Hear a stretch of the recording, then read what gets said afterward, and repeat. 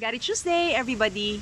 It's another new week, and for this week, we're gonna talk about word for the year. I've started doing this 2 years ago, and the first word that I used was thriving.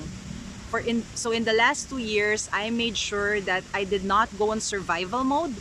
I made sure that for everything that I do, I feel that I'm thriving out of it.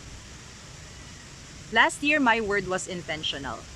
So last year, I made sure that for everything that I do, it was with full intent and purpose. So looking back, I did not feel that I was a victim of circumstances. Looking back, I felt that for everything that's happening in my life, I know that there are lessons that will be learned from it. And eventually, I thrived in those years. For this year, my word for the year would be alignment.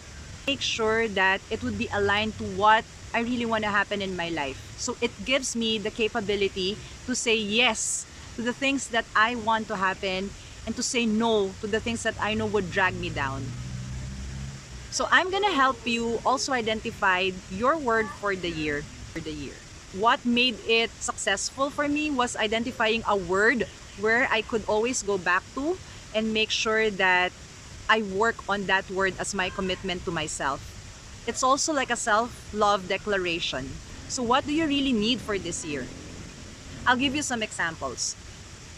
Examples for word of the year would be shine, or dream, or achieve, depth, magic. These are examples of word of the year that I've been seeing people committing to. So to help you identify what your word for the year would be, search into yourself, what do you really need? When you question yourself on what you need, you would also understand how you would align all the things that you're gonna do to the commitment you have with yourself. On who do you want to be for this year? Who do you see yourself for this year? Do you see yourself a victor? Do you see yourself as an encourager? Or do you see yourself to establish peace?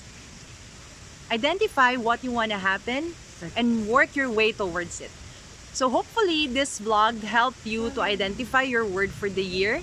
And once you've identified that, please do not hesitate to write down the word of the year that you're gonna use.